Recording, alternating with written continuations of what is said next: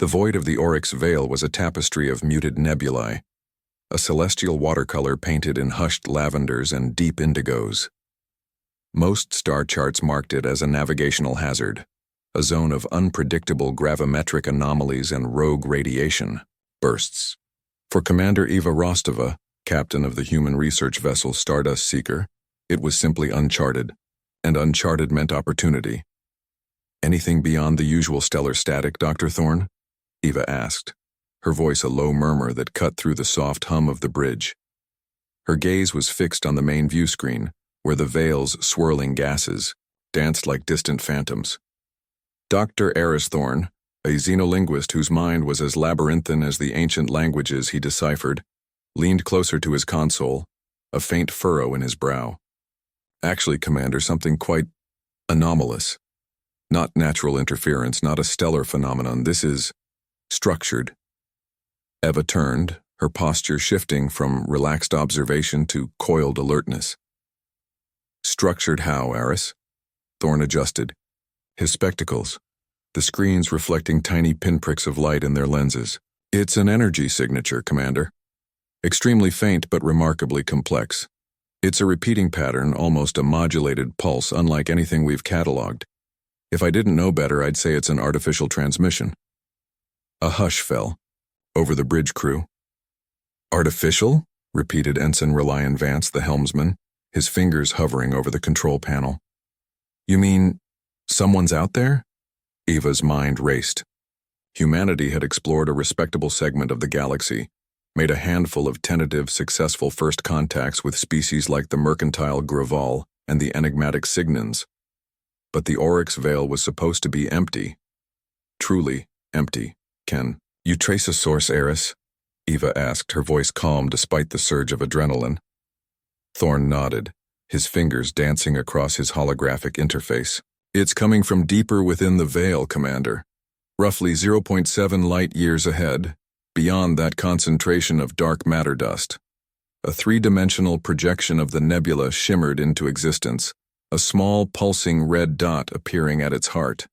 "Recommendations, Commander?" Vance asked, his eyes wide. Eva took a moment, her gaze sweeping over her crew. They were scientists, explorers, not soldiers. Their mission was discovery, understanding. "We attempt to establish contact," she stated, her decision firm. "Standard universal protocol, long-range hailing frequencies, a simple hello, modulated across known mathematical constants." Thorne nodded, already initiating the sequence. "Broadcasting now, Commander, but I'm not optimistic about a reply. The signature is so weak, it's almost as if it's a dying whisper." Hours later, the Stardust Seeker continued its slow, deliberate approach. The signal remained, a persistent, rhythmic hum in the background of their sensors, but no response came to their hails. The silence was heavier now, charged with anticipation. "Still nothing?" Eva asked, checking the time readout. 6 hours of continuous broadcasting. "Negative, Commander," Thorne confirmed, a hint of frustration in his voice. "It's like talking to a ghost. The signal is there, it's undeniably artificial, but it's not acknowledging us. It's passive." Eva considered this. A passive signal. Not a beacon, not a warning. Perhaps a remnant or something else entirely. "Maintain our course," she ordered. "But increase passive sensor sweeps and prepare for evasive maneuvers on my mark. We're approaching the source. We're going to see who's sending this whisper." Her decision, while cautious, was driven by an inherent human trait. An insatiable curiosity that often outweighed pure self-preservation. This wasn't just a scientific anomaly. It was an invitation to the unknown, a challenge to their understanding of the cosmos. And humanity, for all its flaws, rarely turned down such an invitation. The deeper the Stardust Seeker ventured into the Oryx Veil, the more the background radiation surged, painting the nebula in ethereal, shimmering hues on the view screen. Then, Thorne's voice cut through the drone of the ship's engines, sharp with renewed excitement. "Commander, visual confirmation, and the energy signature. It's originating from that." Eva leaned forward, her eyes narrowing. Through the swirling gases, a colossal structure began to resolve itself. It wasn't a ship, not in any conventional sense. It was a crystalline behemoth, a jagged obsidian jewel, impossibly large, slowly orbiting a rogue gas giant that glowed, with dull internal heat. The structure seemed ancient, almost geological in scale, yet the precise angles and faint internal luminescence spoke of intelligent design. Remarkable, Eva breathed, her usual composure momentarily replaced by, "Oh, Lena, can you get a structural analysis?" Chief Engineer Lena Petrova, a woman whose hands were as adept with a fusion torch as they were with a datapad, nodded. "Running scans now, Commander. Getting strange energy readings. Dormant, mostly. But there's a consistent hum. It's unlike anything I've ever seen. The material composition is resonant, almost alive." As they orbited the crystalline structure at a safe distance, a jarring klaxon blared through the Stardust Seeker. Red emergency lights flashed, painting the bridge in an ominous glow. "What was that, Vance?" Eva demanded, her hand already moving to the comms panel. "Commander, we're losing power," Vance cried, his voice laced with panic. "All systems. Failing. Propulsion offline. Life support. Flickering." The ship lurched, a sickening shudder passing through its hull. The main view screen flickered, then died, plunging the bridge into near darkness, illuminated only by the frantic emergency lights. The hum of the engines died, replaced by an unnerving silence, broken only by the sharp mechanical gasps of failing environmental systems. "Damage report, Lena," Eva barked, forcing calm into her voice even as she felt a chill creep up her spine. "This wasn't a malfunction. It's not damage, Commander," Petrova yelled back, her voice strained. "It's a complete energy drain. Something hit us." A pulse, focused and deliberate. It bypassed our shields like they weren't even there. Just then a sleek, angular craft, previously indistinguishable from the crystalline structure itself, detached from its surface. It was obsidian black with no visible propulsion, gliding through the void with an unnerving grace. It wasn't large, perhaps a third the size of the Stardust Seeker, but it radiated an undeniable aura of power. "Unknown contact," Vance reported, though his console was mostly dark. It's just sitting there, scanning us, I think." Eva clenched her jaw. Their peaceful overtures had been met not with communication, but with incapacitation. They were dead in the water, adrift beside an alien monolith at the mercy of whatever pilot helmed that silent black craft. Fear was a cold knot in her stomach, but she pushed it down. There was no time for it. "Dr. Thorne," Eva said, her voice steady despite the frantic beating of her heart. "Resume universal peace message. Continuous loop. Every frequency. Let them know we mean no harm." Thorne, pale but determined, tapped at his inert console. "Working on it, Commander. It's difficult with core systems offline, but I can reroute auxiliary power to the comms array." The alien craft remained, a silent, menacing sentinel. It didn't approach closer, didn't fire again, it simply watched. And in that watching, Eva felt a profound sense of vulnerability. This was not the first contact they had hoped for. This was a trap, or perhaps a test. And humanity, for the first time in a long time, was utterly, completely outmatched. The silence of the alien ship spoke volumes, a chilling declaration of superior power. The Stardust Seeker floated, inert, a silent tribute to the sudden, overwhelming power of the unknown. Hours crawled by, punctuated only by the strained whispers of the failing life support, and the occasional desperate ping from Dr. Thorne's attempts to re-establish communication. The sleek obsidian craft remained a silent sentinel, its presence, a constant, suffocating weight. Then, without warning, the alien vessel moved. It approached the Stardust Seeker with a precise, almost surgical grace, its hull reflecting the distant nebula like polished obsidian. A shimmering blue energy field emanated from its underside, interlocking with the Stardust Seeker's airlock. A docking clamp, seamless and elegant, extended, securing the two ships. A hiss of depressurization echoed through the human vessel, followed by the clunk of an airlock cycling open. Commander Rostova's eyes met those of Security Chief Jax Kale. Jax, a man forged in the crucible of planetary defense forces, stood ready, his hand hovering near the energy rifle holstered at his hip. Hold position, Chief Kale, Eva ordered, her voice low but firm. No hostile action unless directly provoked. Our priority is de-escalation. Jax grunted, his gaze fixed on the inner airlock door. He trusted Eva, but every instinct screamed for him to prepare for the worst. This was a boarding, an invasion. The inner airlock door slid open with a soft sigh. A single alien entered. It was tall, easily 2.5 meters, with a segmented, chitinous exoskeleton that shimmered with iridescent blues and greens. Its limbs, 4 of them, were spindly but clearly powerful, ending in intricate manipulators that pulsed with faint bioluminescence. Its head was a bulbous mass of compound eyes, multifaceted and unblinking, that seemed to absorb all light. No discernible mouth or auditory organs were visible. This was a Varkol. The Varkol moved with an unnerving, almost insectoid precision, its multiple legs clicking softly on the Stardust Seeker's deck plating. It ignored the silent, tense humans on the bridge.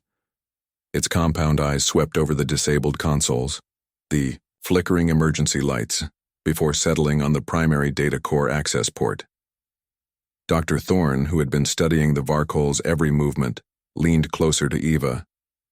"Commander, it's not looking for us. It's looking for information. Look at its focus." The Varkol extended one of its manipulators. From its tip, a thin, needle-like probe emerged, glowing faintly. It inserted the probe into the data core port. A faint hum filled the air as the Varkol began to interface with the Stardust Seeker's systems. Jax Kale took a step forward, his hand now resting firmly on his holstered weapon. "Commander, it's accessing our core data. This is a direct breach of sovereignty." Eva's gaze remained fixed on the Varkol. Her gut screamed violation, but Thorne's observation resonated. The alien wasn't attacking, wasn't threatening, it was taking. "Stand down, Chief Kale," Eva reiterated, her voice edged with steel. "We don't know its intent. Let's not make assumptions that lead to bloodshed." The Varkol continued its work, seemingly oblivious to the humans, or simply dismissive of their presence. Data streamed, flickering across its chitinous forearms in patterns too alien for human comprehension. After what felt like an eternity, but was likely only minutes, the Varkol withdrew the probe. From a hidden compartment on its body, it produced a small, crystalline data chip. It plugged the chip into the Stardust Seeker's data port, then, just as quickly, removed it. With a final, sweeping glance of its compound eyes that seemed to take in every detail of the bridge, the Varkol turned and retreated, moving with the same silent purpose with which it had arrived. The airlock cycled closed behind it, and moments later, the delicate hum of the alien ship detaching from theirs vibrated through the deck plating. The obsidian craft then vanished, melting back into the swirling tapestry of the Oryx Veil. The Stardust Seeker remained disabled. The Varkol had taken what it wanted and left them stranded. Eva felt a cold rage begin to simmer, but it was mixed with a potent curiosity. What had it taken? What had it given? And what precisely did this silent, information-hungry species want? Humanity had been met not with a handshake, but with a silent, digital mugging. The silence after the Varkol's departure was profound, broken only by the renewed struggle of the Stardust Seeker's auxiliary systems to function. Just as suddenly, as they had been disabled, the ship's primary systems began to sputter back to life. Lights flickered on, displays glowed, and the familiar thrum of the engines slowly returned. "Power level stabilizing, Commander," Lena Petrova announced, relief palpable in her voice. "It's slow, but we're coming back online." Eva nodded, her gaze fixed on Dr. Thorne, who was already hunched over his console, his fingers flying across the holographic interface. "Eris, what did it do? What did it take? What did it leave?" "It didn't just take, Commander," Thorne said, his voice hushed, a sense of dawning revelation in his tone. "It uploaded a vast data packet, buried deep within our secondary archives. It's heavily encrypted, but the very act of its insertion has caused a cascade reaction, unlocking fragments of older Varkol transmissions I'd previously dismissed as background noise. Hours blurred into a frantic scramble as Thorne, with Petrova's technical support, wrestled with the alien data. As the fragments began to coalesce, a grim picture emerged.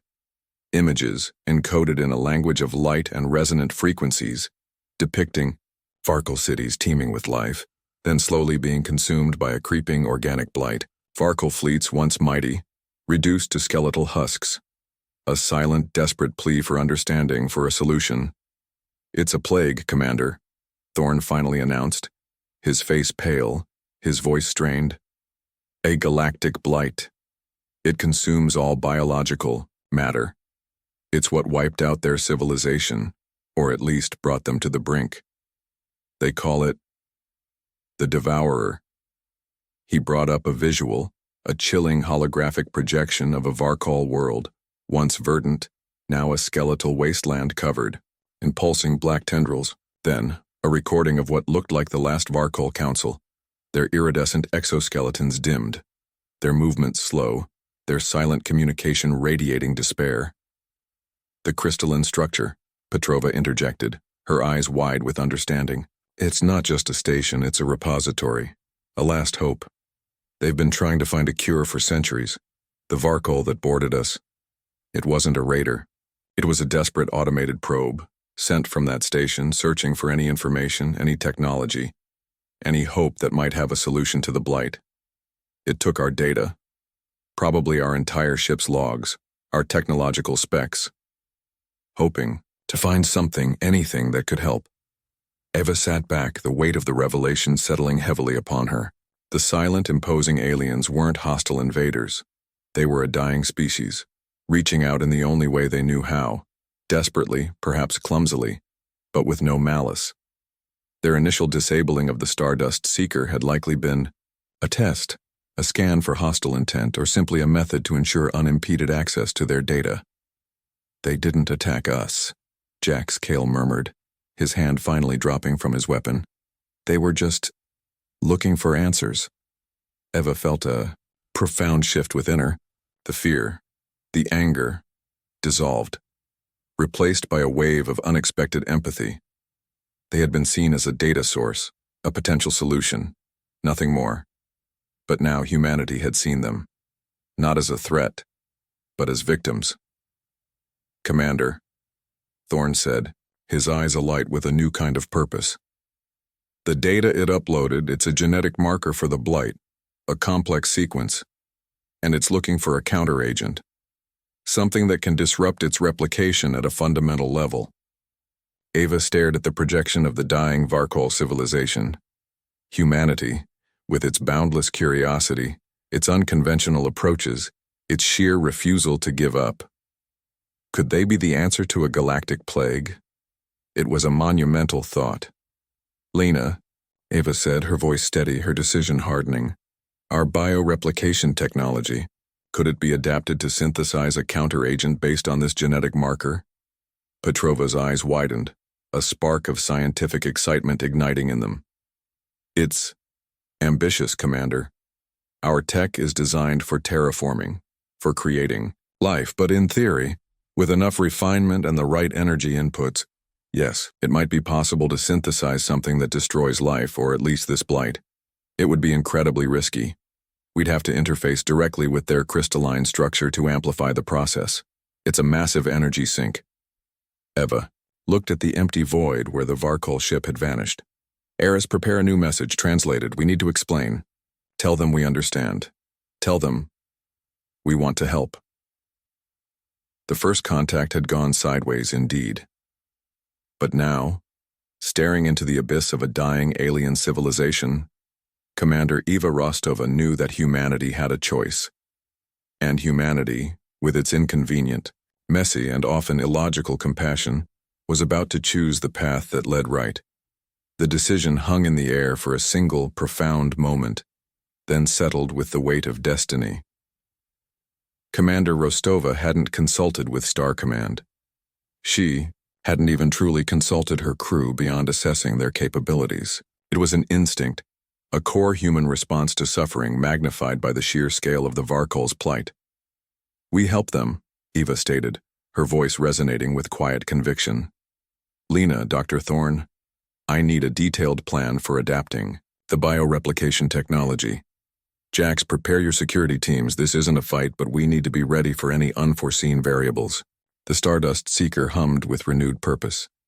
The atmosphere on the bridge shifted from anxious anticipation to a focused, almost frenetic energy. Lena Petrova, usually meticulous and methodical, moved with a newfound urgency. Her console glowed with complex schematics, twisting and reconfiguring the Stardust Seeker's terraforming array. The core principle is sound, Commander, Petrova explained, her brow furrowed in concentration as she projected a holographic blueprint. Our bioreplicators manipulate molecular structures at a fundamental level to synthesize complex organic compounds. If Dr. Thorne can give me a precise molecular signature for the counteragent, theoretically, we can build it. The challenge is the scale. The Blight is galactic. We need massive energy inputs to create enough counteragent to make a difference, and we don't have that kind of power on board. Which brings us back to the crystalline structure, Dr. Thorne interjected, his eyes gleaming with the thrill of intellectual pursuit. I believe it's not just a data repository but also a massive energy conduit. It seems dormant, but it has the potential to draw ambient energy from the veil itself. If we can interface our bioreplicators with its energy matrix, we could amplify our output exponentially. Risky, Jax Cale chimed in, ever the pragmatist. Plugging into an unknown alien power source, especially one that just shorted us out. What if it's a trap? Or it simply drains us dry? Eva met Jax's gaze. It's a calculated risk, Chief. Based on Dr. Thorne's assessment, their intent wasn't malicious. They're desperate. We have to assume their systems, while alien, operate on some universal principles of energy transfer. Besides, what's the alternative? Leave a dying species to perish when we might hold the key to their survival? While Petrova's team began the arduous process of reconfiguring the Stardust Seeker systems, rerouting power conduits and recalibrating replicator arrays, Dr. Thorne worked tirelessly on the communication. He painstakingly deciphered more Varkol data, learning about their culture, their reverence for genetic purity, and their almost mournful acceptance of their impending extinction. He then crafted a new message, precise and empathetic, explaining humanity's understanding of their plight and their offer of aid. We are of the species humanity, Thorne's synthesized voice translated into Varkol resonant frequencies, broadcast continuously on the frequency they had previously detected. We have received your plea. We understand the Devourer, our vessel, the Stardust Seeker, possesses technology capable of generating a counteragent. We wish to offer assistance. We will approach your crystalline repository. Our intention is to interface our technology with yours to amplify our efforts. We mean no harm. We offer only aid. The message was repeated on a loop, a beacon of hope, against the desolate backdrop of the Oryx Veil. The days blurred into a marathon of strained nerves and relentless work. Petrova's team, fueled by synth protein bars and pure grit, managed to bypass numerous safety protocols, linking the bioreplication tech directly to the ship's primary power core, ready for the unprecedented energy demands. Ava watched the crystalline structure on the view screen, its obsidian facets still and imposing. There was no response from the Varkol craft, no acknowledgement of their message. It was a gamble of galactic proportions. Humanity was laying bare its intentions, offering its hand in trust to a species that had initially rendered them helpless. We are ready, Commander, Petrova finally announced, her face smudged with grease but her eyes alight with fierce determination. The bioreplicators are integrated. We can attempt the link-up any time. Eva took a deep breath. Relion set a course, docking coordinates for the crystalline structure. Slowly, cautiously, let's see if our offer of aid and our belief in shared compassion is enough to bridge this void. The Stardust Seeker, once a vessel of pure exploration, was now a surgical instrument poised to either save a dying race or fall victim to its own audacious compassion. The gambit was set. The Stardust Seeker approached the colossal crystalline structure with agonizing slowness, its newly restored thrusters barely whispering against the vast silence of space. Every meter felt like a leap of faith. The Varkol craft remained unseen, a silent, unseen judge of their intentions. Docking clamps engaged, Vance reported, his voice tight with anticipation. The hum of the Stardust Seeker's systems now mingled with a faint, resonant thrum emanating from the alien monolith. A low, guttural vibration that seeped into the ship's very hull. "Lena, begin the interface sequence," Eva ordered, her gaze fixed on the main view screen, where the crystalline structure now filled their entire field of vision. It was even more immense up close, its facets catching the distant starlight and refracting it into an otherworldly kaleidoscope. Petrova nodded, her fingers already dancing across her control panel, initiating bioreplicator prime sequence and energy conduits to the Varkol structure. "Hold tight, everyone." A surge of power, felt as a tremor through the deck, coursed through the Stardust Seeker. The ship groaned under the strain. Alarms, previously silenced, began to chirp, indicating rapidly fluctuating power readings. "Energy draw is immense, Commander," Petrova cried, her voice strained. "It's pulling everything. Shields are dropping. Internal systems are fluctuating wildly." On the view screen, the crystalline structure began to glow, not with the faint internal luminescence they had observed before, but with an intense, pulsing crimson. Tendrils of energy like shimmering veins spread across its obsidian surface, drawing power greedily from the Stardust Seeker. "It's overloading us," Jax Kale shouted, reaching for a braced support. "We're going to burn out." Eva's heart hammered against her ribs. Had they miscalculated? Was this a trap after all? Or was the Varkol structure simply reacting in an unpredictable way to an unfamiliar power signature? "Dr. Thorne, are you getting any Varkol responses?" Eva demanded, her voice rising above the blare of alarms. Thorne, his face grim, shook his head. "Still nothing coherent, Commander. Just an overwhelming sense of absorption. It's like a hungry maw."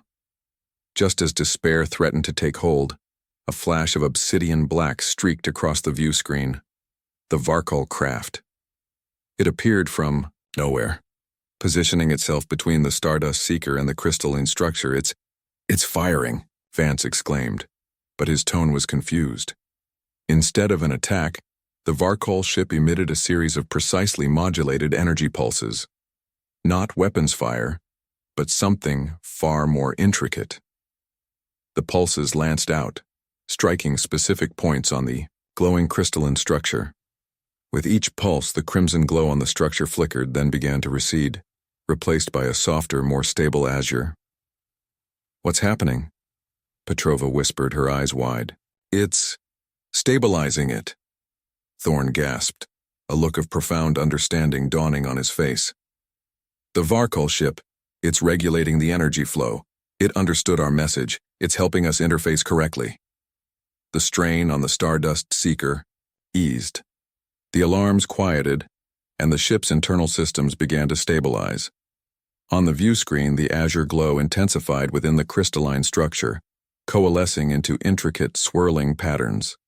Within the core of the monolith, a vibrant, multi-hued liquid began to manifest, swirling and expanding, pulsing with life. It was the antidote, the counter-agent. "It's working, Commander," Petrova cried, a triumphant laugh escaping her lips. "The bioreplicators are running at optimal output. The structure is amplifying the process. It's synthesizing the cure."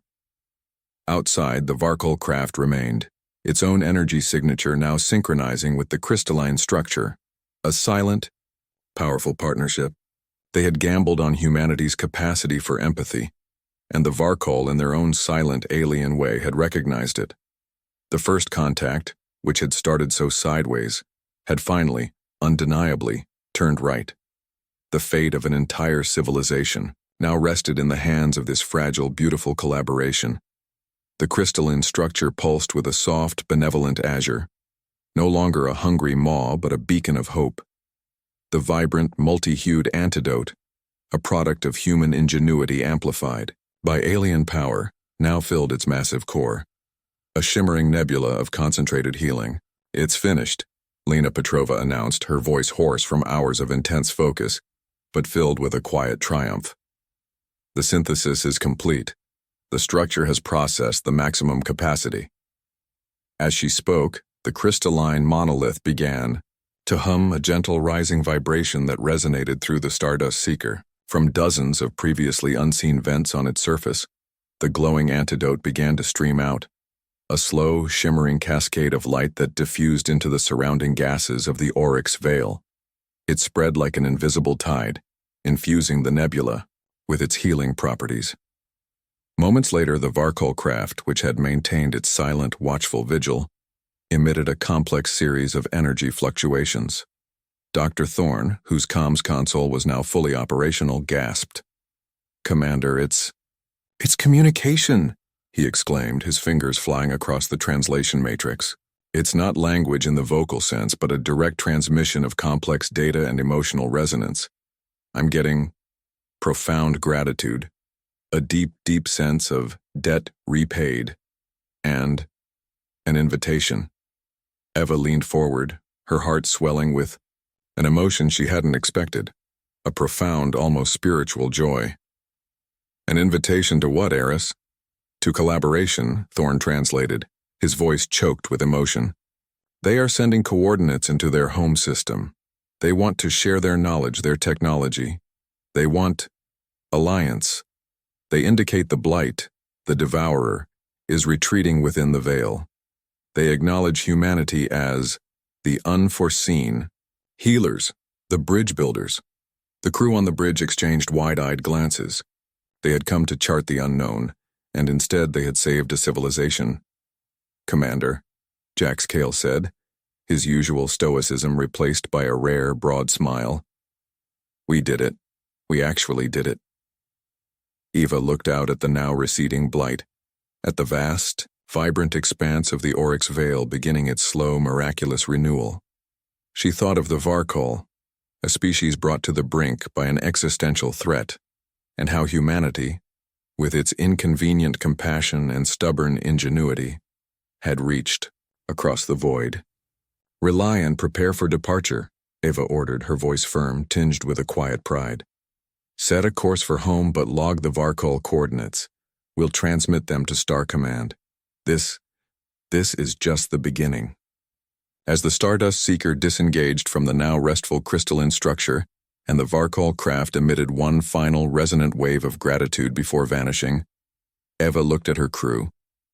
They were exhausted, but their faces glowed with a satisfaction that went beyond scientific discovery.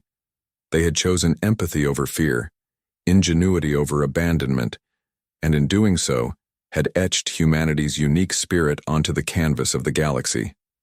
The journey home would be long, filled with debriefings and galactic politics. But as the Stardust Seeker turned its prow towards familiar stars, leaving behind a nascent galactic alliance, Eva knew one thing for certain. Humanity, once underestimated and often dismissed by older, more pragmatic species, had just proven its worth in a way no weapon or empire ever could. They had saved a world not through conquest but through compassion, planting the seeds of renewal for a dying species and for their own place in the grand tapestry of the cosmos. The universe was a little less lonely and a lot more hopeful because of a human gamble in the Oryx Veil.